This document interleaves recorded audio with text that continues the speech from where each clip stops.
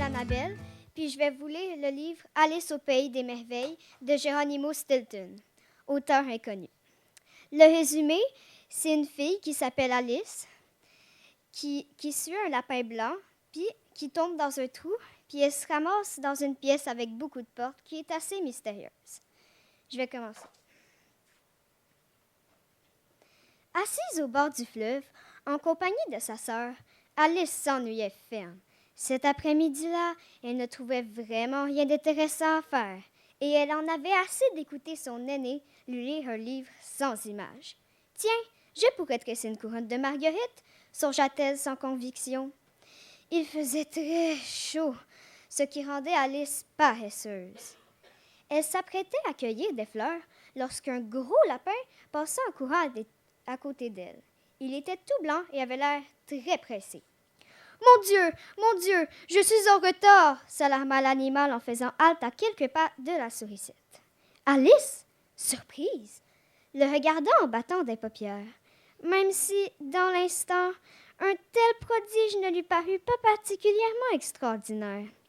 Mais lorsque le lapin tira de la poche de son gilet une montre-oignon, la consulta, puis détala encore plus vite, eh bien, la jeune souris bondit d'étonnement. Elle n'avait encore jamais vu de lapin avec un gilet, et encore moins avec une montre.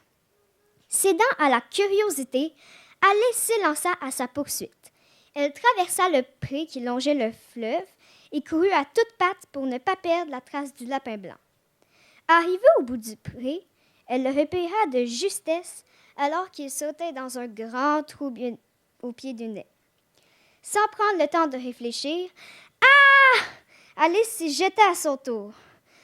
Le trou devait être très profond, car Alice eut tout le loisir de regarder ce qui l'entourait en même temps qu'elle tombait. À vrai dire, c'était une cavité assez bizarre. Ses parois étaient garnies de menus armoires, de cadres, d'étagères, de cartes à jouer, de mapes-mondes. Bref, il y avait un peu de tout. « Qui sait combien de kilomètres je suis en train de parcourir? » se dit Alice à haute voix. « Je m'approche peut-être du centre de la Terre? » poursuivit-elle, assez fière de ses connaissances scientifiques. « Oui, sans aucun doute.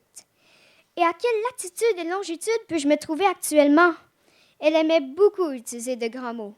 Au cas où quelqu'un l'aurait écoutée, elle voulait montrer qu'elle était une sourisette instruite.